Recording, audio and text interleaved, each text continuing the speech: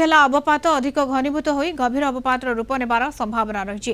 गतकालीर स्पष्ट चिन्हित लघुचाप क्षेत्र आहुरी घनीभूत हो आज उत्तर पश्चिम बंगोपसागर पार्श्ववर्ती पश्चिमबंग बांग्लादेश उपकूल एक अवपात परिणत होइछि।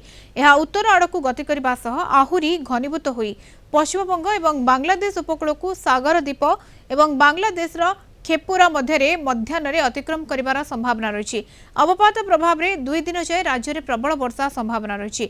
आज मयूरभंज बालेश्वर भद्रक और केन्द्रापड़ा जिलार विभिन्न स्थान में प्रबल अति प्रबल वर्षा होगा बेले यह जिलागुड़िक ऑरेंज अलर्ट जारी कर बाकी अंचल येलो अलर्ट जारी कर समुद्र अशांत थिबारु आसंता काली जाए मत्स्यजीवी को समुद्र मना। IMD DG Mrityunjay Mohapatra exclusive interview करिसेंती आम दिल्ली ब्यूरो चीफ आशुतोष राउत।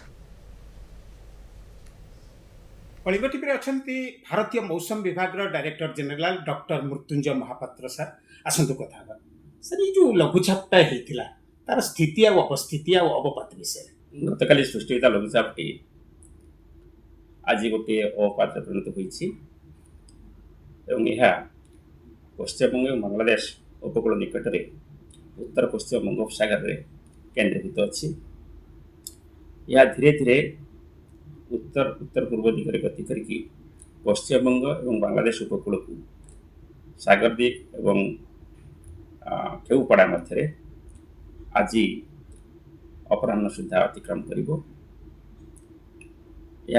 सामान्य भाव अधिक घनीभूत हो पारे गोटे डिप्रेशन हिसाब से यह उपकूल अतिक्रम कर यार प्रभाव में समस्त उत्तर बंगोपसागर निकटस्थ केंद्रीय बंगोपसागर अशांत रही।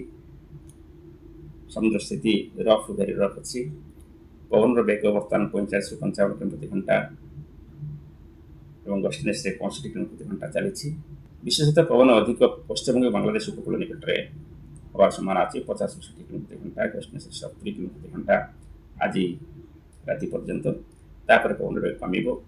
ओडिशा उपकूल कथा कहले एठारे पवन वेग 40 से 50 किलोमीटर प्रति घंटा रहिबो आज एवं आसंता काली पाखर ओडिशा उपकूल पवन वेग कमिबाक लगे। यार प्रभाव में दक्षिण ओडिशा और उपकूल अंचल वर्षा होती अल्प केत जगह प्रबल वर्षा देखा पास्ट 48 आवर्स धीरे धीरे वर्षा परिमाण कम बर्तमान ये जो वेदर सिस्टम यह जेहेतु उत्तर उत्तर पूर्व दिगड़ गति करुच्छे पश्चिमबंग बांग्लादेश जो बॉर्डर से बॉर्डर पाखापाखि उपकूल अतिक्रम कर तेणु यार प्रभाव में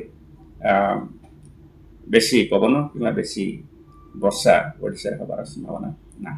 जदि आम आगामी 10 दिन एक्सटेंडेड फोरकास्ट कथा देखा सेमिति किछि आकलन आउ किछि से कड़े हलचल समुद्र तथापि आज ओडिशा गोटे गोटे जगार प्रबल अति प्रबल वर्षा होबार संभावना रही डिप्रेशन प्रभाव में काली पाखर वर्षार परिमाण कम लगे।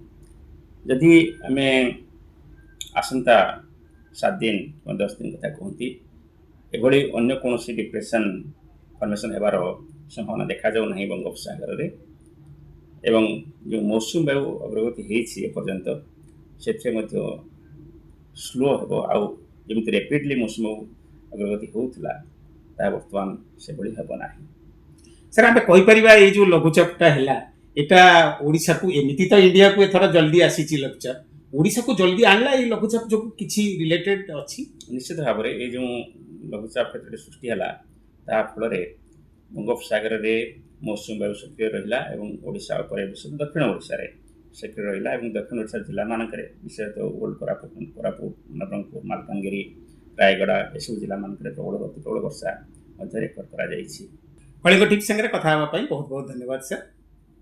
आम संगे थिले डॉक्टर मृत्युंजय महापात्र भारतीय मौसम विभाग डायरेक्टर जनरल जहाँ कहवा कथा जो लघुचापटी सृष्टि होती आज अपराह्न सुधा धीरे धीरे बेंगल एवं बांग्लादेश कोस्ट रे सरीज एवं आगामी 10 दिन सेमिति बंगोपसागर कौन बात्यार कौन खतरा ना बोली डॉक्टर मृत्युंजय महापात्र कहते। आशुतोष राउत कलिंग टीवी दिल्ली।